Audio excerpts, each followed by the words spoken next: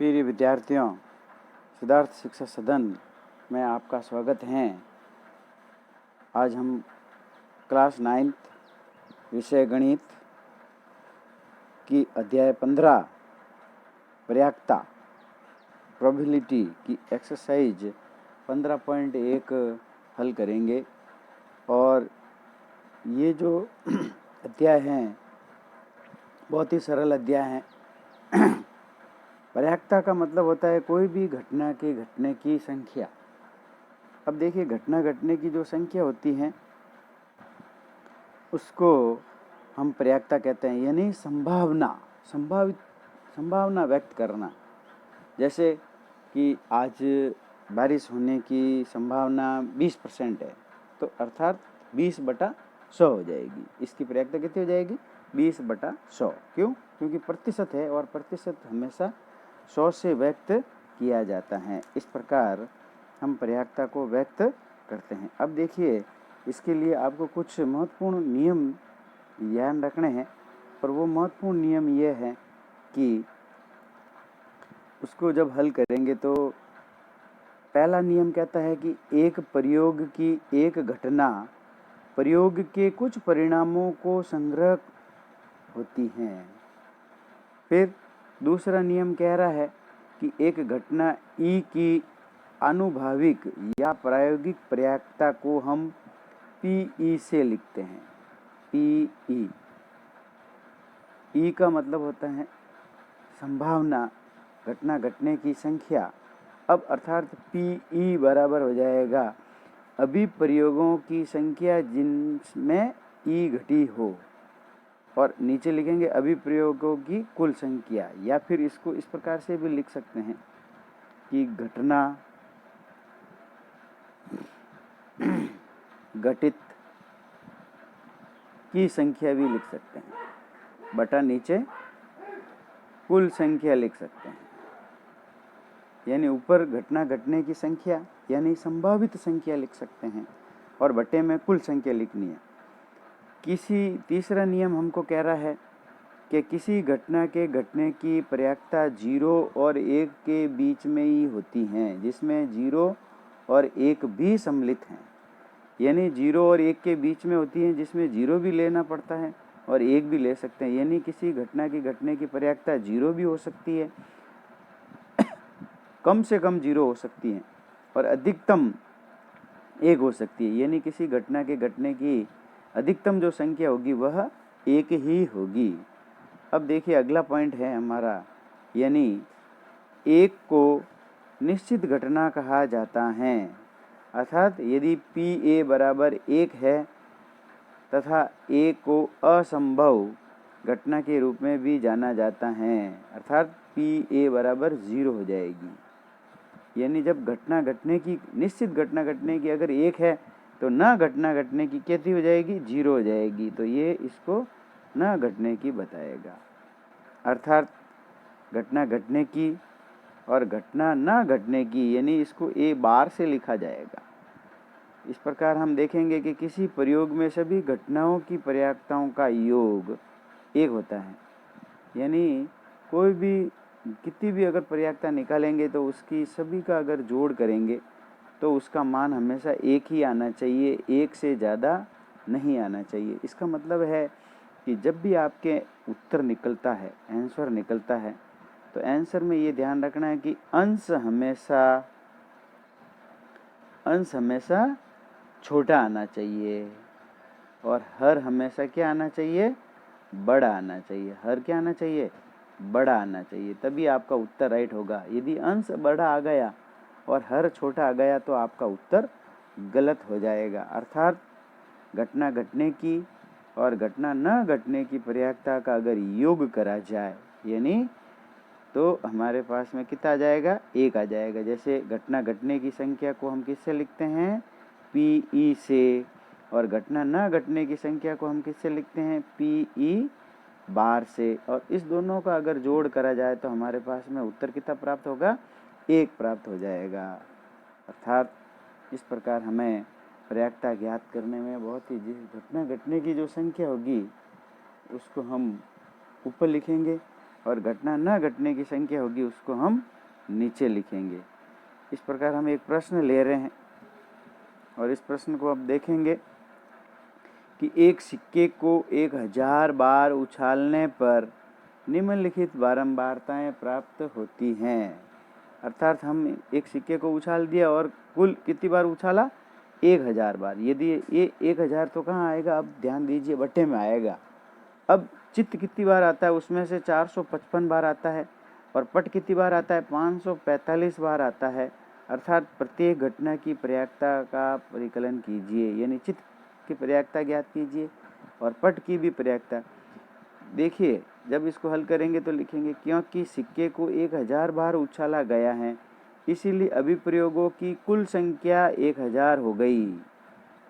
अब मान लीजिए हम एक चित्त के आने की घटना को हम ई से और एक पट के आने की घटना को एफ से प्रकट करते हैं, तब ई के घटने की संख्या अर्थात चित्त के आने की संख्या कितनी है? 455। अर्थात हम निकालेंगे तो लिखेंगे कि पीई की प्रयाक्ता यानी चित्त के आने की संख्या ऊपर लिखेंगे और नीचे कुल संख्या, क्योंकि किसकी पूछ रहा है? चित्त आने की पूछ रहा है। और चित्त आने की पूछ रहा है तो चित्तों की संख्या जितनी भी है वो कहाँ लिखेंगे?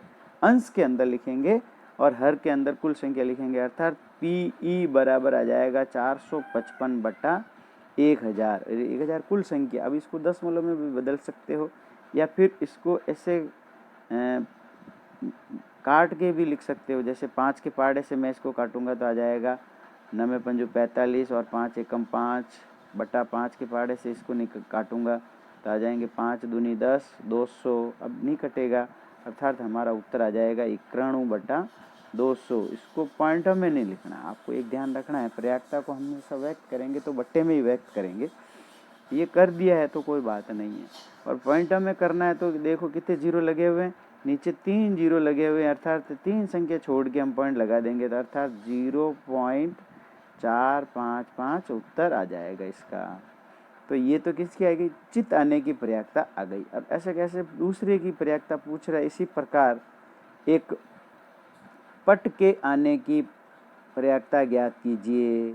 तो पट के आने की प्रयाक्ता यानी पट्टों के आने की संख्या को हम अंश के अंदर लिखेंगे और कुल संख्या को हम हर में लिखेंगे। तो इस प्रकार इसको हम पी एफ से व्यक्त कर रहे, कोई भी अल्फ़ाबेट से व्यक्त कर सकते हो। तो इसको हम लिख देंगे 545 बटा 1000। इसको भी आप काट के हल भी कर सकते हो। जैसे 545 बटा 1000 है तो इसको हमने 5 के पहाड़े से विभाजित कर दिया तो 5 दूनी 10, नीचे तो आ गए 200 और ऊपर भाग दिया तो आ गया 5 एकम 5 जीरो और 5 नम 45। अब ये किसी भी पहाड़े से नहीं कटता है तो हमारे 109 बटा 200। ध्यान दीजिए कि अब मैं अगर दोनों प्रयाक्ता निकाल दिए, मैंने पीई भी निकाल दी और पीएफ, अगर इसकी दोनों की जोड़ करता हूँ तो इसका मान हमेशा कितना आना चाहिए? 1 ही आना चाहिए। अगर 1 से ज़्यादा आ गया तो आपका उत्तर गलत आ जाएगा, मतलब उत्तर गलत हो जाएगा। प्रत्येक अभिप्रयोगों में ई और एफ ही केवल 2 संभव परिणाम हो सकते हैं। ठीक है, तो अर्थात इसका उत्तर आ जाएगा हमारे पास में, और इसकी अधिकतम जो प्रयाक्ता होगी इसकी जोड़ करने पर 1 ही आना चाहिए। 1 से ज़्यादा आ गया तो उत्तर आपका गलत। अब देखिए, इसी प्रकार हम एक और प्रश्न लेते हैं। कोई भी प्रश्न को हल करना बहुत ही आसान है, प्रिय विद्यार्थियों ध्यान दें।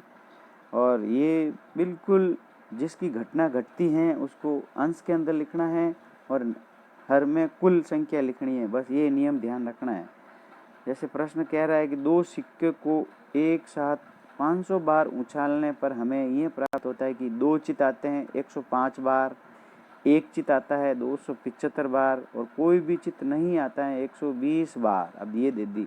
अब इनमें से प्रत्येक घटना के घटने की प्रयाक्ता ज्ञात करने का कह रहा है।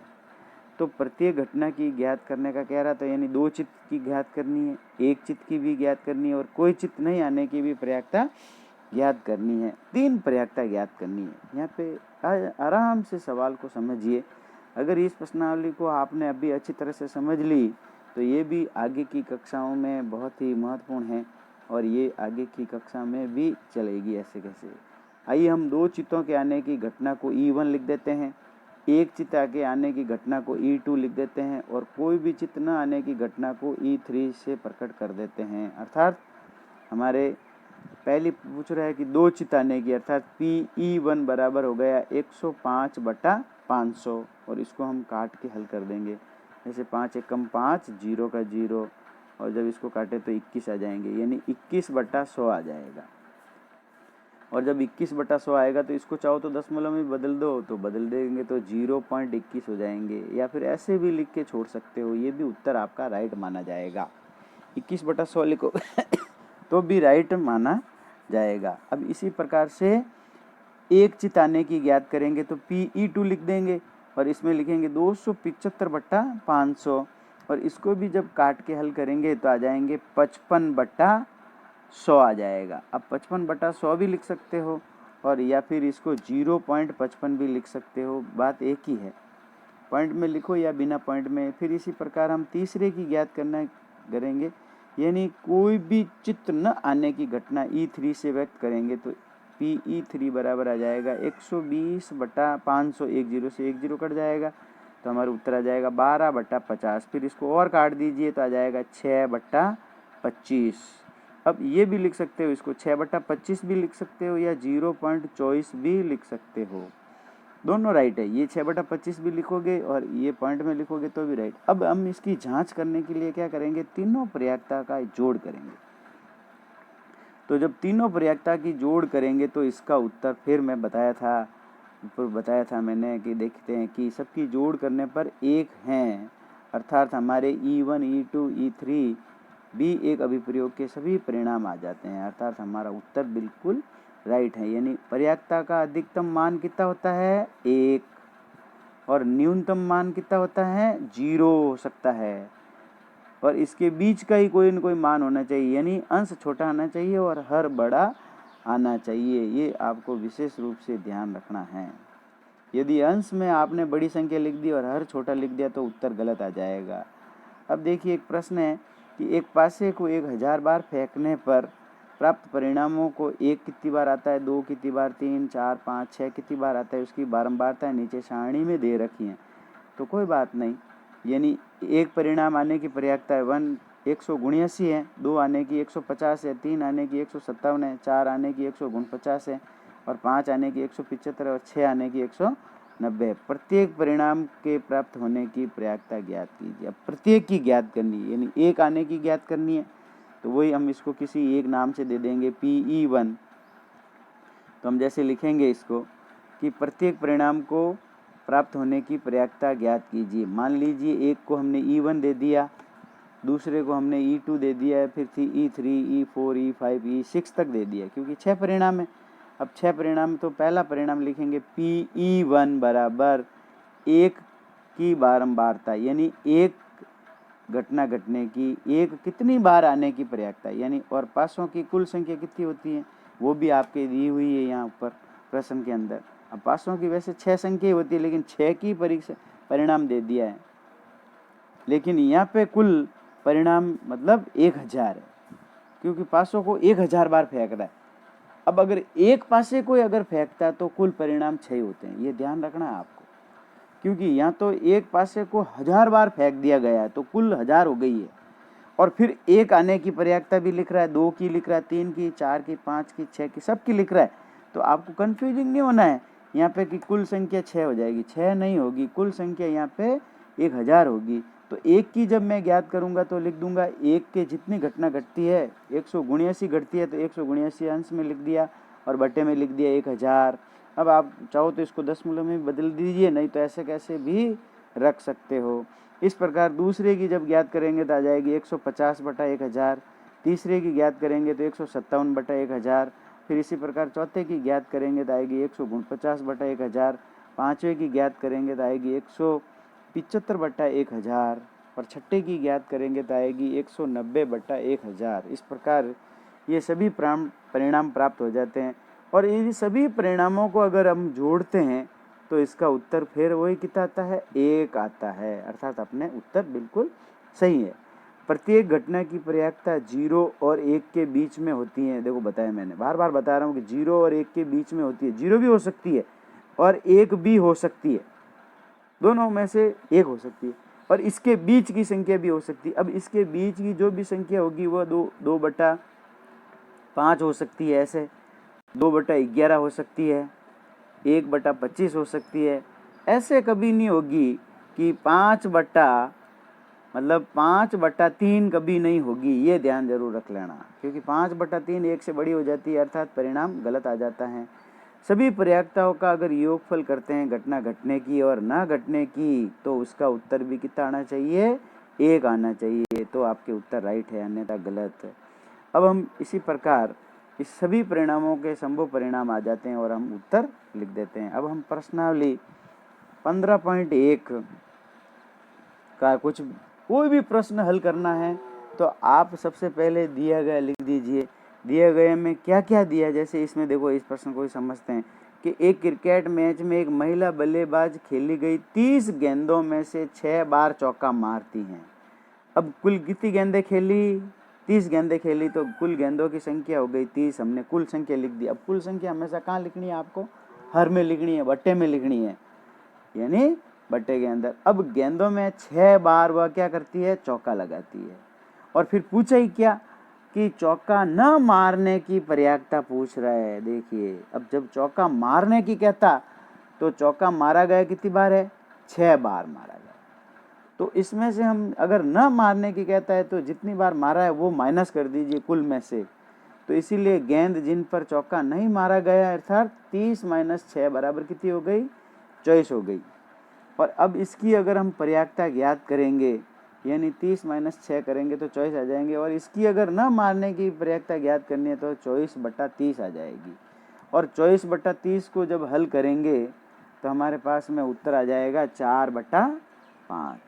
कितना जाएगा, 4 काट दीजिए, 2 के पाड़े से काटिए, फिर आगे और जिस पाड़े से कटता है 3 के पाड़े से, तो 3 से पाड़े से काटिए। जैसे 2 के पाड़े से काट देंगे तो 15 आ जाएंगे, और 24 काटेंगे तो 12 आ जाएंगे। अब देखिए दोनों 3 के पाड़े में आते हैं, तो 3 × 5 = 15 और 3 चौक 12 अर्थात 4/5 आ गई।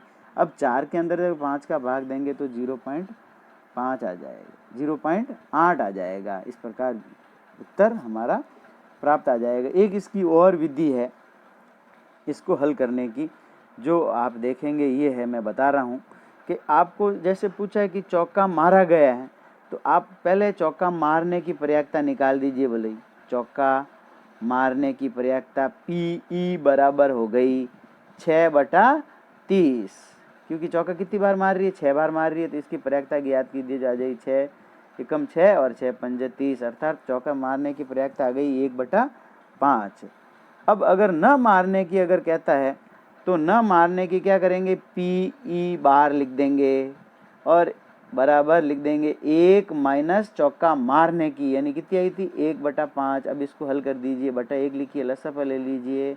जब लसफा लेंगे तो 5 आ जाएगा। 1 का भाग जब 5 में देंगे तो 5 बार जाएगा, और 5 को 1 से गुणा करेंगे तो 5 आ जाएंगे, माइनस फिर 5 का भाग 5 में देंगे तो 1 बार जाएगा, और 1 को 1 से ही गुणा करेंगे तो आ जाएगा 1, अर्थात इसकी प्रयाक्ता कितनी आ गई, 4/5। देखिए ये चौका न मारने की प्रयाक्ता आ गई। 2 तरीके से निकाला जा सकता है। इस प्रकार प्रिय विद्यार्थियों, आप हल कर सकते हैं।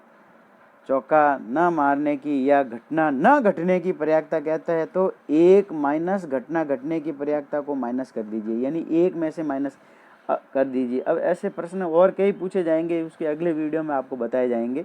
फिर भी मैं आपको बता देता हूँ कि जब भी आपको घटना घटने की दी हुई प्रयाक्ता होती है, जैसे कि PE बराबर दे देता है, ऐसे क्वेश्चन डायरेक्ट कभी कभी पूछता है कि PE बराबर 0.5 हैं, तो PE बार निकालिए, यानी न घटने की प्रयाक्ता निकालिए। तो आप क्या करेंगे, 1 - 0.5 कर देंगे। अब इसमें से घटाएंगे तो कई जनों को ये घटाना नहीं आएगा, तो आप लिखेंगे 1.00 और फिर 0.5 लिखेंगे, घटाएंगे तो आ जाएगा इसका भी 0.5। इस प्रकार से अगर घटना घटने की कहता है और न घटने की पूछता है तो 1 में से माइनस करना है, और घटना घटने की न घटने की दे देता है और घटना घटने की कहता है तो भी 1 में से माइनस कर देना है। ये ध्यान रखना है आपको। और इस प्रकार आप इस वीडियो को अच्छी तरह से देखें, और अच्छी तरह से देखेंगे तो बहुत अच्छी तरह से समझ में। विशेष एक बात ध्यान रखनी है कि उत्तर लिखते समय अंश में संख्या छोटी होनी चाहिए और हर में संख्या बड़ी होनी चाहिए। बस ये उत्तर का जांच है। अगर आपने ऐसे नहीं लिखा तो उत्तर आपका गलत आ जाएगा। इस प्रकार वीर विद्यार्थियों, चैनल को ज़्यादा से ज़्यादा सब्सक्राइब करें, लाइक करें, शेयर करें तथा कोई भी कमेंट हो तो कर दें। वीडियो देखने के लिए थैंक्स।